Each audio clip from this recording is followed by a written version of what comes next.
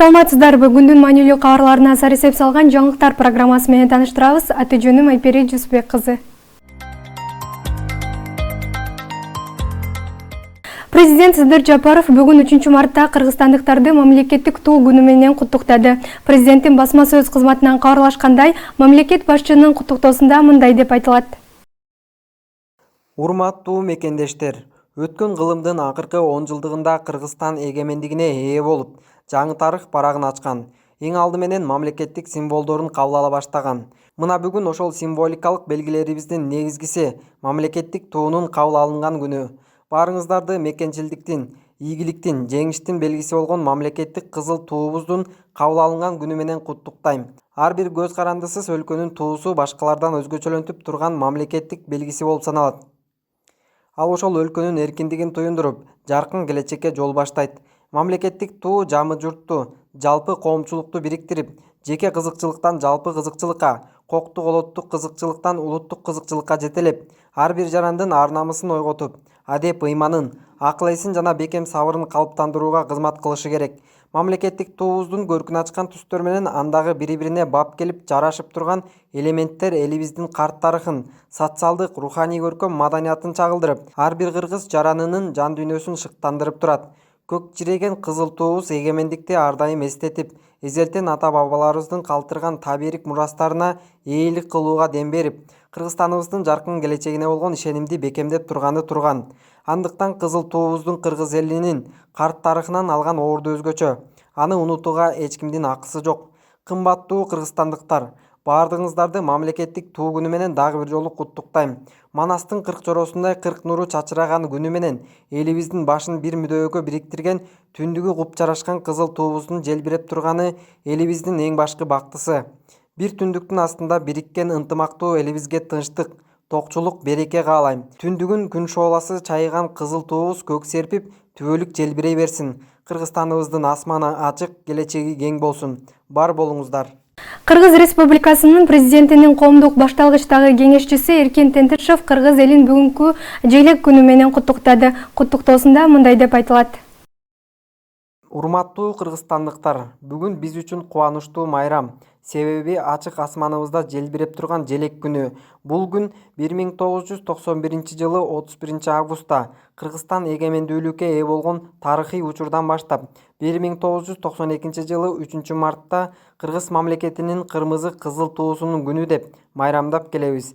Манас эпосунда ак асаба кызыл туу, айгалаган ызычуу, көк асаба кызыл туу, көк жаңырган улуучуу деген саптар кыргыз элинде мамлекеттин символу байыртадан бар экенин далилдейт эмеспи? Желбиреп келе жаткан желегибиздин бир түстүү кызылдыгы эрдик, тайманбастыктын символу. Жаркыраган алтын күн бейкуттукту жана байлыкты чагылдырат. Ал эми түндүк уйгуттун символу. Аалам катары дүйнөнү алдаганча кеңири түшүнүүдө бир айлампа бириктирилген 40 нур, байыркы 40 нуруунун бирдиктүү Кыргызстанга бириккендигин айгинелейт. Мына ушундай эгемен өлкөдө жашап келгенибиздин өзү чоң бир бакыт десем болот. Баарыңыздарды бүгүнкү майрамыңыздар менен куттуктап, үй бүлөңүздөргө тынчтыкты, берекелүү жашоону, бекем ден соолукту каалайм. Мекенибизде ар дайым гүлдөп өсүп, эркиндиктин желеги желбирей берсин. Президент Садыр Жапаров бир айыл бир продукт улуттук экономикалык долбоору жөнүндө жарлыкка кол койду. Бул тууралуу президенттин басма сөз кызматынан кабарлашты.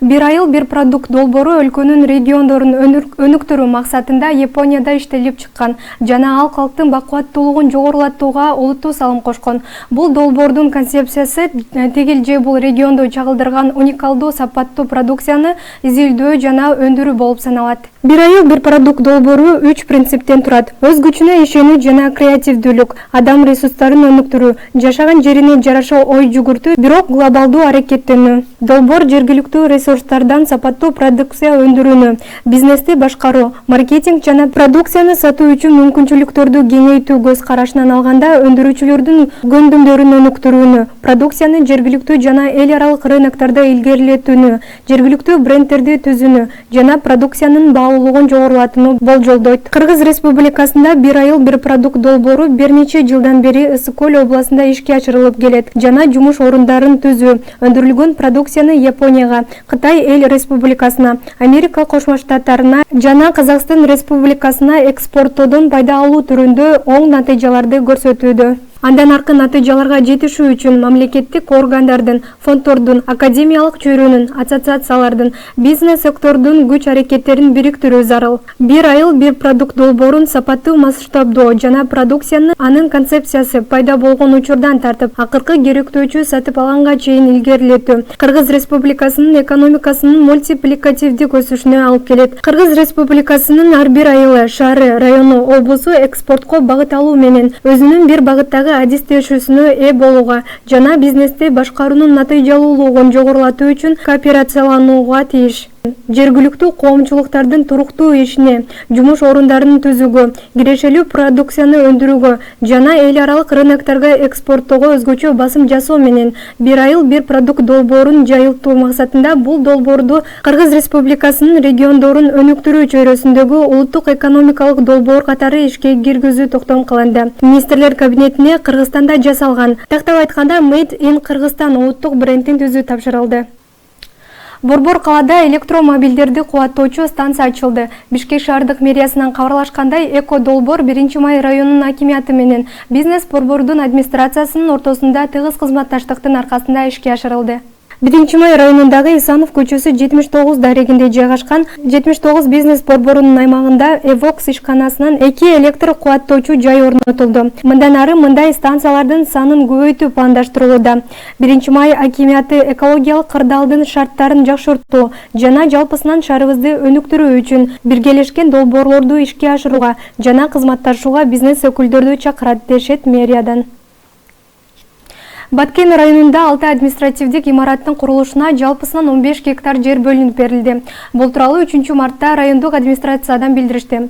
Маалыматка ылайык, анда Кара-Булак айыл өкмөтүнүн Бужум айылынын төмөнкү административдик имараттардын курулушу каралган. Баткен райондук мамлекеттик администрациясы, кадастр мамлекеттик мекемесинин райондук филиалы, калкты тейлөө борбору, Кыргыз Телеком, Баткен райондук үй-бүлөлүк дарыгерлер борбору, Баткен райондук суу чарба башкармалыгы. Бүгүнкү күндө бөлүнгөн жер тилкелерин трансформациялоо иштери жыйынтыкталып, адистер жер бөлүштүрүүдө. Аталган объектилердин курулушу быйыл бүтүрүлүп, ишке киргизилери айтылды. Райондук администрациядан курулушка жалпысынан канча каражат бөлүнөрү белгисиз экенин маалымдашты. Баткен облусунун Тажикстан менен чектеш аймактарында масштабдуу куралдуу какылышуулар болуп келген. Анын кесепетинен жүздөгөн турак үйлөр жана ондогон административдик имараттар жабыркаган. Москва шаарында Евразиялык университеттердин ассоциациясынын 15-съезди өтүп жатат. Бул тууралуу Ош мамлекеттик университетинин басма сөз кызматы билдирди. Иш-чарага Ош мамлекеттик университетинин ректору Кудайберди Кожобеков баштаган делегация катышууда. Съездин алкагында 2-мартта Кудайберди Кожобеков, Ломоносов атындагы Москва мамлекеттик университетинин ректору Виктор Садовничий менен жолугуп, Ошмуда аталган окуу жайдын филиалын ачуу боюнча келишимге кол коюлду. Андан сырткары эки окуу жайдын ректорлору туризм, эл аралык мамилелер, математика жана компьютердик илимдер багытында кош дипломдуу билим берүү программалары боюнча да келишимге кол коюшту. Белгилей кетсек, бүгүнкү күндө Евразиялык университеттердин ассоциациясы университеттердин беделдүү жана таасирдүү эл аралык уюму болуп саналат. Анын курамына КМШ өлкөлөрүнүн улуттук университеттери, алдыңкы регионалдык университеттер жана Евразиядагы жогорку окуу жайлары кирет. Кыргызстанда жалпы республикалык тестирлөөгө каттоонун акысы жогорулатылды. Бул тууралуу Кабар маалымат агенттигинде өткөн маалымат жыйынында билим берүү жана окутуунун усулдарын баалоо борборунун директору Чынара Батыркеева билдирди.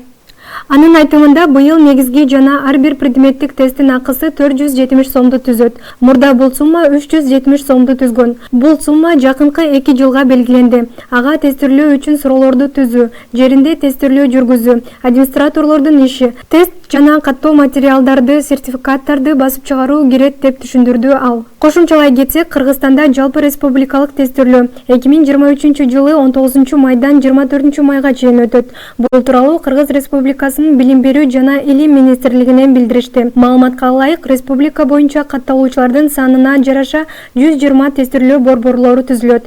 Эскерте кетсек, алдын ала маалымат боюнча Кыргызстанда 69 000 бүтүрүүчү бар. Кыргызстанда 2024 март айынан тарта маркировкасы жок дарыларды ташып келүүгө тыюу салынат. Бул тууралуу Кабар агенттигиндеги маалымат жыйынында Дар-дармек жана медициналык буюмдар департаментинин директору Айнура Абалыева билдирди. Анын айтымында эртең 4 марттан баштап дар-дармек каражаттарынын коопсуздугун жана натыйжалуулугун камсыз кылуучу көзөмөлдөө системасы ишке кирет. Система 3 этап менен киргизилүүдө. Ушул март айында маркировкасы жок айрым дарылардын ташып келүүсүнө тыюу салынат. 3 айдан кийин дагы дарылардын саны көбөйүп, ноябрь айында 60-70% маркировкасы жок дарылардын ташып келүүсүнө тыюу салынат. Ал эми 2024 март айынан тарта толук тыюу киргизилет, дейт ал. Теманы олай Кыргызстанда QR-код аркылуу дары-дармектер жөнүндө маалымат алуу үчүн мобилдик тиркеме иштелип чыгууда. Ал эми тиркеме учурда тестөөлөрдөн өтүп жатканын айтып, жакында Google Play Store платформасында пайда болорун кошумчалады. Жакын арада мобилдик тиркеме жеткиликтүү болуп, жарандар дарылардагы QR-код аркылуу тиешелүү маалыматтарды алат. Алсак анда дарыны мыйзамдуу ташып келингени, ким өндүргөнүн, сериялык номери, жарактуу мөөнөтү жана базардагы баасы жана башка тууралуу маалыматтар камтылат. Эгер дарылар мыйзамдуу жол менен ташылып келинген болсо, анда ал тиркемеде жайгаштырылат. Тиркемеден кайсы бир дары тууралуу маалымат чыкпаса, өлкөгө мыйзамсыз ташылып келиши мүмкүндүгүнөн кабар берет. Бул учурда жарандар аталган дары сапатсыз же кооптуу экенин билип, аны сатып албай калат, дейт ал. Кыргызстандын хоккей боюнча курама командасы Босния жана Герцеговинада өткөн дүйнө чемпиондугунда катары менен 3-чү жеңишке жетишти. Кыргыз курамасы Малайзияны 22-0 эсебинде жеңип алды. Буга чейин команда Босния жана Герцеговина жана Сингапур курамаларын жеңген. 3 раунддун жыйынтыгында Б тайпасында 1-орунда турушат. Сиздер күндүн маанилүү жаңылыктар топтому менен тааныштыңыздар. Асманыбызда эркиндиктин желеги желбирей берсин. Амандыкта көрүшкөнчө.